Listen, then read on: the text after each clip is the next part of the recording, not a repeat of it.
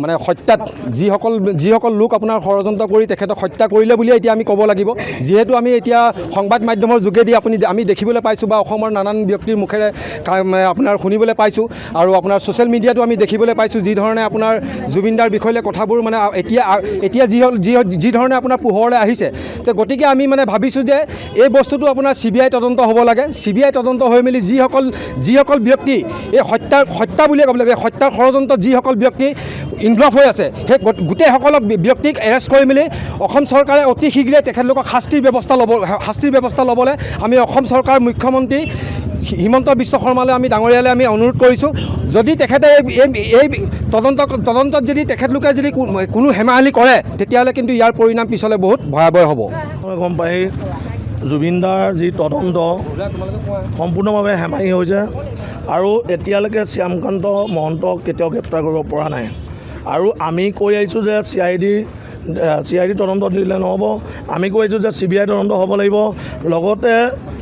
সিদ্ধাৰ্থ শৰ্মাক এই গৰুটোক কিন্তু গ্ৰেপ্তাৰ কৰিব লাগিব কাৰণ কেলৈ গৰু কৈছোঁ নি পিনে আমাৰ জুবিনদা জুবিনদা কিন্তু মৃত্যুলৈ ঠেলি দিলে আজি অসমৰ জনতাই সকলো জল পটপটকৈ গম পাইছে যে সিদ্ধাৰ্থ শৰ্মাই যিখিনি দুৰ্নীতি কৰি আছে এই দুৰ্নীতিখিনি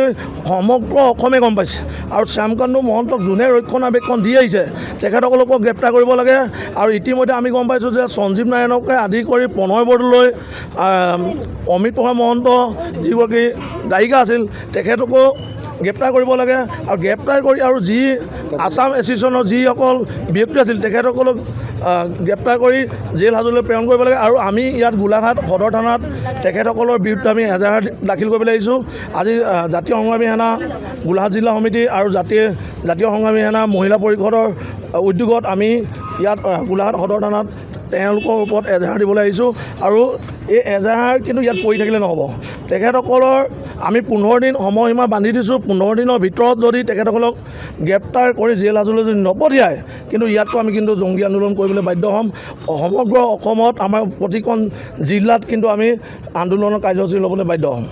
যিকোনো খবৰৰ বাবে যোগাযোগ কৰক 7099017330 লগতে 7099017110 নম্বৰত।